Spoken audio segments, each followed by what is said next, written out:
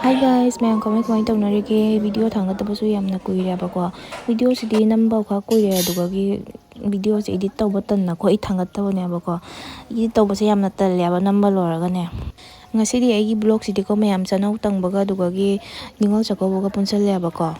adudi kamay tawba ido makha taba video yengminarasi ko mayam aiga chawna uji sainjang thongba hogotkre mayam gi adugagi sonduna sinju semnari ne abako mayam ꯑꯩꯈꯣꯏ ꯕꯣꯕꯣꯛꯁꯨ ꯀꯟꯅ ꯃꯅꯥꯛꯁꯦ ꯐꯝꯅ ꯉꯥꯡꯉꯦꯕ ꯑꯩꯈꯣꯏ ꯁꯤꯡꯖꯨ ꯁꯦꯝꯕꯁꯤꯒꯤ ꯌꯣꯡꯆꯥꯛ ꯃꯄꯥꯜ ꯈꯔ ꯆꯥꯏꯁꯜꯂꯨ ꯍꯥꯎꯒꯗ꯭ꯔꯥ ꯈꯣꯠꯀꯗ꯭ꯔꯥ ꯍꯥꯏꯅꯀꯣ ꯇꯥꯛꯄꯤꯔꯦꯕ ꯀꯟꯅ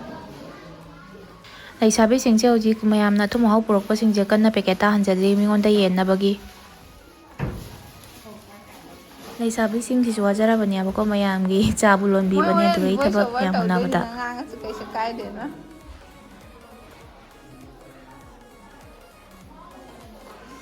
Así que no, ꯂꯩꯁꯥꯕꯤꯁꯤꯡꯒꯤ ꯋꯥꯁꯨ ꯇꯥꯃꯤꯟꯅꯔꯁꯤ ꯍꯧꯖꯤꯛ Así le cae mayam se lo indana. Giao rồi rồi.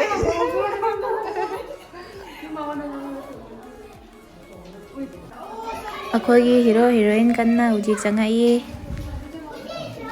ꯍꯤꯔꯣꯏꯟꯁꯦ ꯃꯨꯟꯅꯒ ꯌꯦꯡꯉꯝꯃꯤ ꯇꯧꯔꯤꯁꯦ ꯌꯦꯡꯉꯣ ꯍꯧꯖꯤꯛ ꯆꯥꯛ ꯂꯣꯏꯅ ꯆꯥꯛ ꯊꯤꯕ ꯍꯧꯔꯦ ꯃꯌꯥꯝꯒꯤ ꯆꯅꯥꯎ ꯇꯪꯕꯒ ꯅꯤꯡꯉꯣꯜ ꯆꯥꯛꯀꯧꯕꯒ ꯄꯨꯟꯁꯜꯂꯕꯅꯤꯅ ꯃꯤꯁꯨ ꯌꯥꯝꯅ ꯌꯥꯝꯃꯦꯕꯀꯣ ꯁꯤꯁꯨ ꯃꯅꯨꯡꯉꯥꯏ ꯑꯃꯅꯤ ꯃꯌꯥꯝ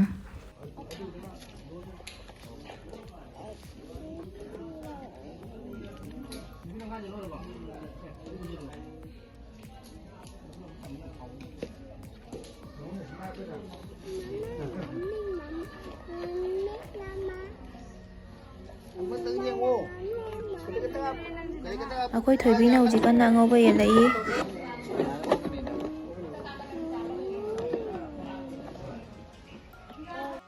ꯑꯩꯈꯣꯏ ꯍꯦꯔꯣ ꯀꯟꯅ ꯍꯧꯖꯤꯛ ꯍꯤꯟꯖꯥꯡ ꯌꯦꯜꯂꯤ ꯑꯩꯉꯣꯟꯗ ꯈꯔ ꯌꯦꯜꯂꯛꯑꯣ ꯍꯥꯏꯅ ꯄꯤꯔꯛꯏ ꯌꯦꯡꯉꯣ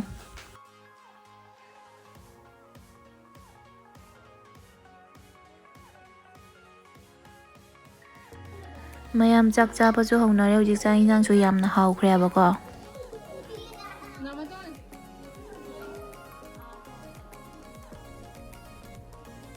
ꯍꯧꯖꯤꯛ ꯆꯥꯛ ꯏꯁꯤꯡꯁꯨ ꯆꯥꯕ ꯊꯛꯄ ꯂꯣꯏꯔꯕꯅꯤꯅ ꯐꯤ ꯇꯝꯅꯕꯒꯤ ꯐꯤ ꯄꯨꯊꯣꯛꯅꯔꯦ ꯌꯥꯕꯀꯣ ꯑꯉꯥꯡ ꯃꯌꯥꯝꯅ ꯃꯔꯣꯜ ꯑꯃ ꯂꯥꯡꯕꯒ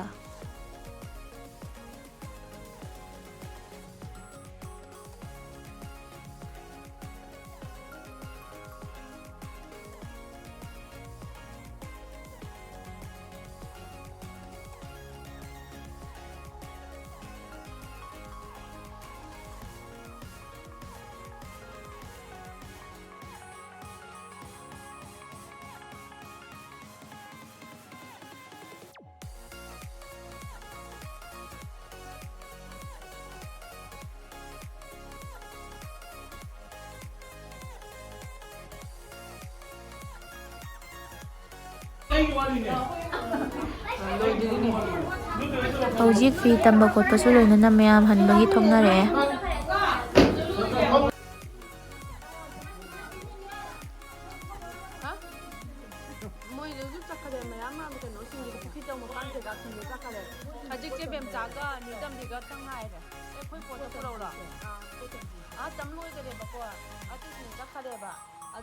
ꯑꯇꯩ ꯃꯈꯥ ꯇꯥꯕ ꯚꯤꯗꯤꯑꯣꯗꯤ ꯅꯝꯕ ꯉꯝꯖꯍꯧꯗ꯭ꯔꯦ ꯃꯌꯥꯝꯅ ꯑꯩꯒꯤ ꯆꯦꯅꯦꯜꯁꯤꯕꯨ ꯅꯨꯡꯉꯥꯏꯕꯤꯔꯗꯤ ꯂꯥꯏꯛ ꯁꯤꯌꯔ ꯁꯕꯁꯀ꯭ꯔꯥꯏꯕ ꯇꯧꯁꯟꯕꯤꯔꯝꯃꯣ ꯃꯌꯥꯝ ꯃꯊꯪꯒꯤ ꯕ꯭ꯂꯣꯛꯇ ꯑꯃꯨꯛ ꯊꯦꯡꯅꯔꯁꯤ ꯉꯁꯤꯒꯤꯗꯤ ꯁꯤꯒ ꯁꯨꯝ ꯂꯣꯏꯁꯤꯟꯖꯔꯒꯦ ꯃꯌꯥꯝ ꯕꯥꯏ ꯕꯥꯏ